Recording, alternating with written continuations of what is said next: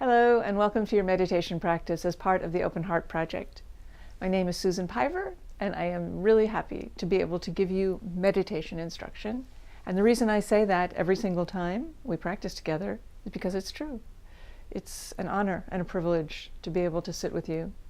So please take your seat and get settled. We're going to practice today for 10 minutes, as per usual. You can sit on a cushion on the floor, or you can sit in a chair. Both are equally spiritual. And as you get settled, I want to share with you just something that I've been thinking about a lot lately, which is the notion of right speech. Right speech is one of the 8 factors of the Eightfold Path that the Buddha suggested as a way to attain enlightenment. The first of the 8 are right view, seeing things clearly, which means in the Buddhist sense, dropping thoughts in order to see clearly the truth of what is happening around you and within you, and often thoughts and judgments and criticisms get in the way. Next is right intention. When you do have a mind of clarity and focus, then naturally, it is said, a kind of warmth arises and good intention is present. And the third of the 8 steps is right speech. It's way up there. And it's considered a practice. The way we speak is considered a practice and part of the spiritual path. Often, of course, we're quite unconscious about our words. I spend all day using my words, as it were, as a writer and a teacher. So that's why I think about this. However, in speaking, in writing and teaching, the edge of right speech is not as readily apparent as it is when we go into our everyday life and try to tell our partner something that she's doing that makes us unhappy or happy. When we tell our boss, I want to quit, or I want more money, or simply when we order coffee at the coffee store on the way to work, or say hello to someone on the bus, or have any type of conversation, from the most mundane to the most profound. The way we speak is actually the conduit between our mind and this other person. Speech is a kind of channel. And right speech is suggested, it is suggested that in order to practice right speech, there are 4 things you should avoid. And I'm going to share those 4 things with you, and then we're going to practice. The 4 no-nos, I guess you could say, of right speech, these then would be wrong speech. First is no, it's slipping my mind.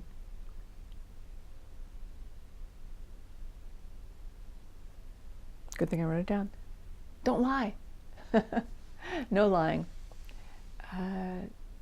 That sounds straightforward, but when you start to examine your speech closely, you see that we're all telling little lies all the time. It's not really a big deal usually. Sometimes it is, but where were you? Oh, I just went out to lunch, when really you went to just take a walk in the park. Sometimes we just say little things that are not quite true. So no lying is number 1. It's actually very profound.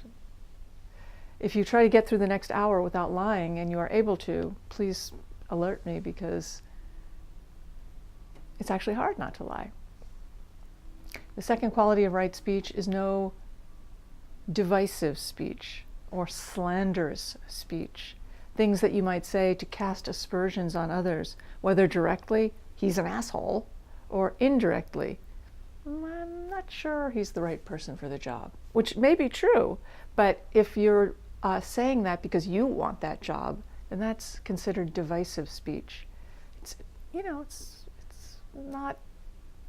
a little passive-aggressive divisive speech, and then there's just pure aggressive divisive speech. The third quality of right speech is no abusive speech. That's a hard one. No yelling, no trying to harm others with your speech. by frightening them or abusing them. Seems pretty obvious. And the fourth one, and probably the most difficult one, is no idle speech or no gossip. This is a big one. Gossip is dangerous. We all talk about other people, of course, because other people are central to our life. That's not gossip, just to talk about someone. When you talk about someone because you care about them, or because you're interested in the situation, or because you are trying to understand something, that's fine. But when you talk about someone because you want to label them and thus ghettoize them, minimize their humanity, or when you talk about them because it makes you feel better about yourself to remark on other people's difficulties, that's not good. That's not good. So just try for today. I'm not suggesting that you're all mean gossips, but just for today, try to bring special awareness to your speech. Don't lie. Or if you do notice that you're lying, just at least notice that. That's okay. That's a good start. No divisive speech, no abusive speech, and no idle speech. And what is left when we are not doing any of those? Well, what is left is right speech, speech that generates compassion and wisdom. So I'm going to try it too. And I'm very interested to hear your thoughts and feedback as you attempt to apply right speech. So if you would like, please add to the comments on the web page that goes with this video, and it would be lovely to hear your thoughts.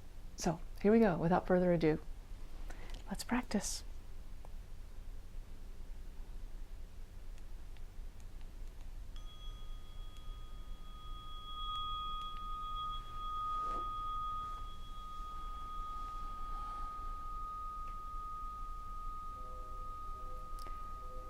Please begin your practice by relaxing. Relax your body by giving your weight to the cushion, and relax your mind by releasing hope and fear. Poof, you can do it. Even if it's just for a moment, just let your mind relax.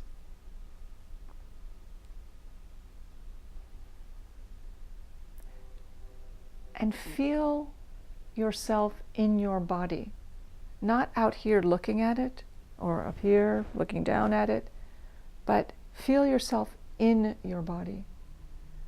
Feel your feet and legs and pelvis. Feel the entire lower half of your body and how it is a precious weight that holds you in place and keeps you steady. Let the hands rest palms down, just above the knee or at mid-thigh, somewhere that's comfortable. So you don't feel like you're pulling or propping, you're just resting.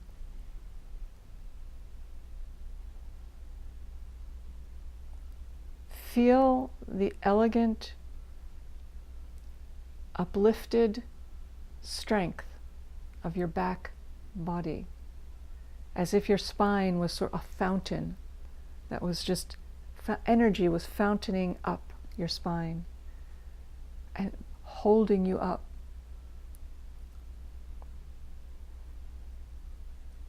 And feel the softness of your front body. Let your belly relax.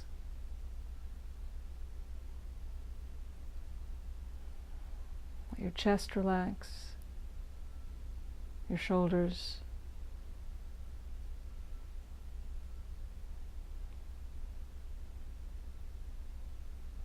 The mouth is closed because you don't have to talk, which may be the best right speech of all. Silence and listening. Breath comes in and out through the nose.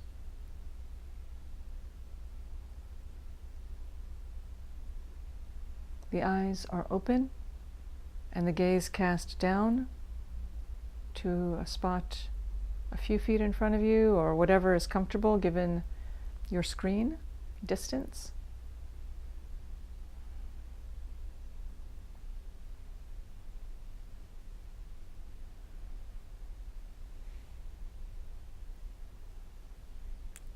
And let the eyes be soft.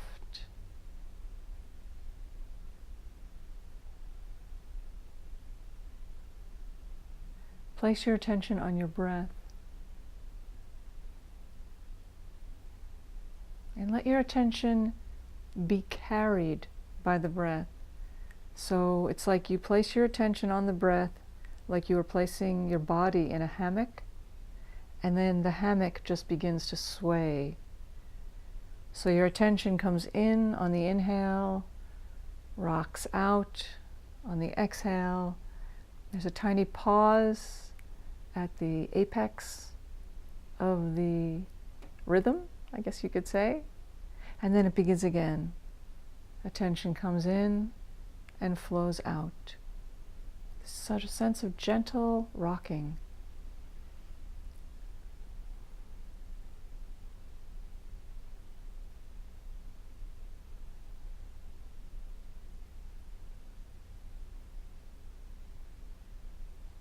Your mind will continue to think things, which is its job, so thank you very much. No need to stop thinking or change thinking. Just let it happen, blah, blah, blah, blah, blah. But should you notice that your attention has become absorbed in thought, whatever it is, doesn't matter, no problem. Just let go. Return your attention to the breath gently and begin again. To come in on the inhale and flow out on the exhale. And that's all there is to it. So we'll sit together.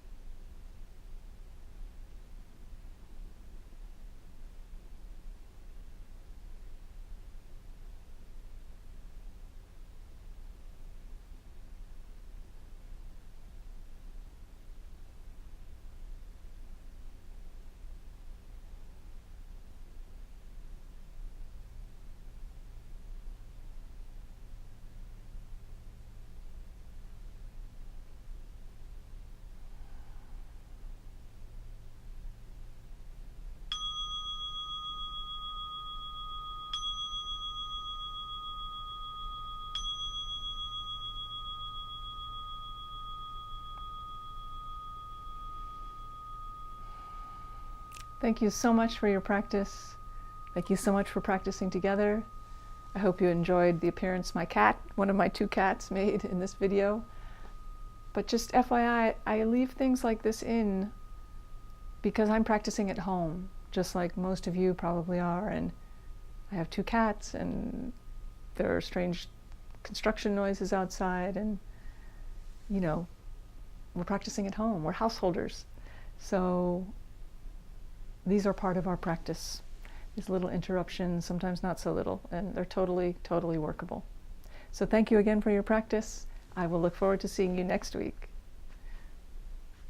And please let me know about your experiments, your journeys into right speech.